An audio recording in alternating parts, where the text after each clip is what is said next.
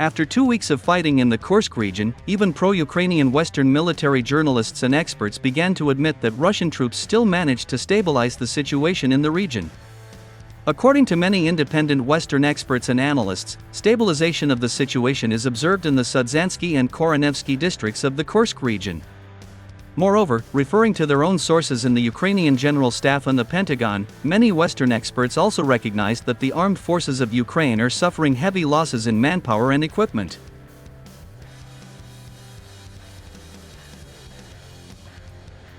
By the way, a well-known German Russophobe and journalist from the Edition Bild, Julian Ropke, is still vomiting in mosques about the destruction of 3 units of the American HIMARS multiple launch rocket systems in the Sumy region. According to him, the Ukrainian High Military Command should stop using expensive Western missile systems in the vicinity of the Russian border. The German journalist noted that Russian reconnaissance drones are monitoring the entire area of fire support of the armed forces of Ukraine in non-stop mode, and therefore, the Ukrainian General Staff should not place Western types of weapons even a few hundred kilometers from the border with the Kursk region.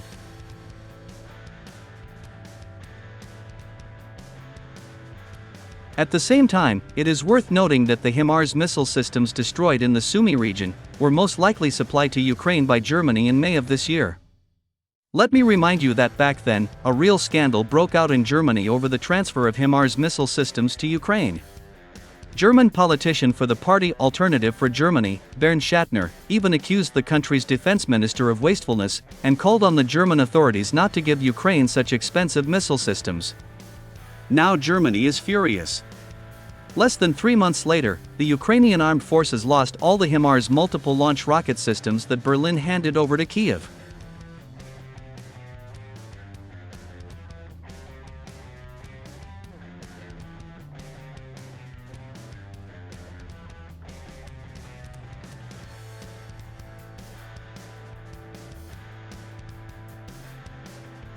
Meanwhile, British military experts from the edition The Economist also admitted that the offensive of the armed forces of Ukraine in the Kursk region has slowed down significantly.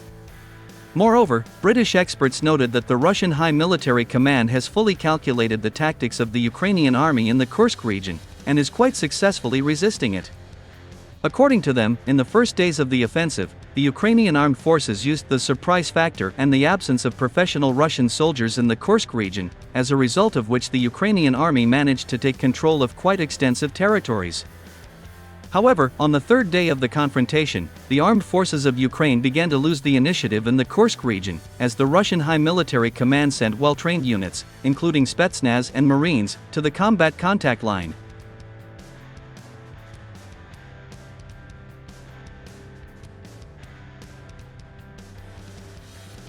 Moreover, British experts also admitted that the competent actions of the Russian command led to the fact that the armed forces of Ukraine began to suffer heavy losses in manpower and equipment. And unfortunately for the Ukrainian General Staff, the loss rate of the armed forces in the Kursk region is growing rapidly every day.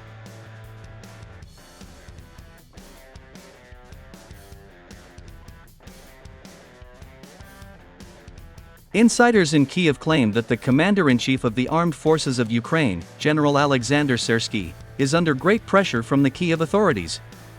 It is reported that Zelenskyy, feeling like a second Napoleon Bonaparte, demands from General Syrskyi that the armed forces of Ukraine continue to advance into the depths of Russian territory no matter what. However, General Syrskyi, realizing that now in the Kursk region, the armed forces of Ukraine are opposed by professional and well-trained units of the Russian army, began to act more cautiously.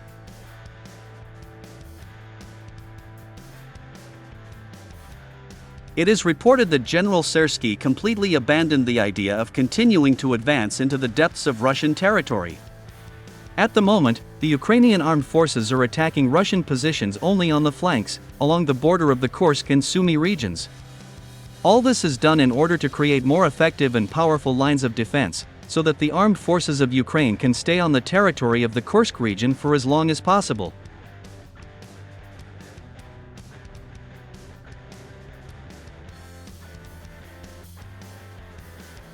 However, the presence of the armed forces of Ukraine in the Kursk region continues to devour Ukraine's last remaining resources rapidly.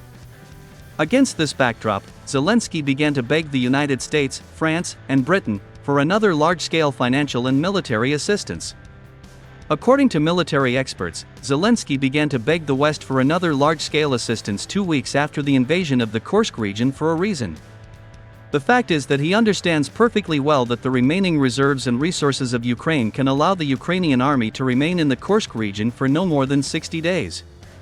Therefore, Zelenskyy has already begun to beg the West for additional military and financial assistance to continue his adventure in this Russian region.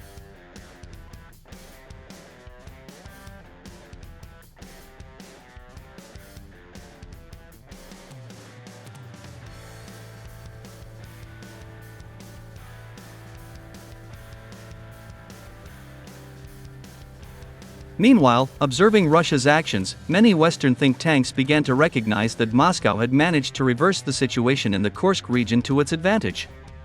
The fact is that it is very beneficial for the Russian army that the armed forces of Ukraine continue to throw its last reserves into the Kursk region, incurring huge losses in manpower and equipment. All this allowed the Russian troops to strengthen and accelerate the liberation of Donbas.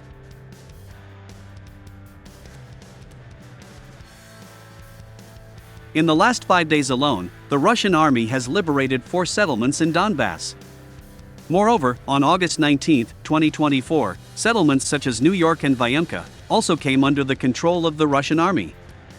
Experts admit that if the Ukrainian General Staff and its NATO advisors are unable to stop the Russian offensive in the Donbas, the front may collapse in the coming weeks.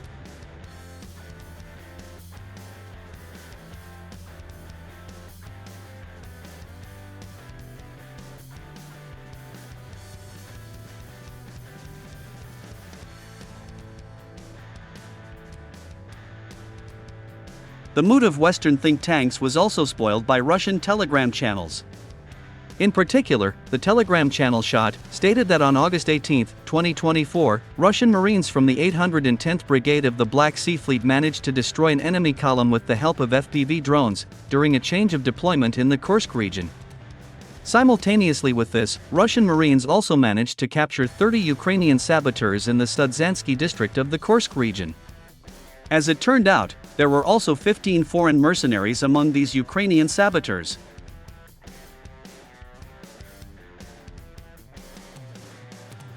It is reported that these were mostly Polish and French citizens. Against this backdrop, the well-known Russian parliamentary deputy Sergei Kalyanov called for the lifting of the moratorium on the death penalty against foreign mercenaries fighting against Russian troops on the territory of Ukraine. According to him, all foreign citizens captured by the Russian army should be sentenced to death. At the same time, it is worth noting that many Russian deputies supported Sergei Kalyanov's proposal.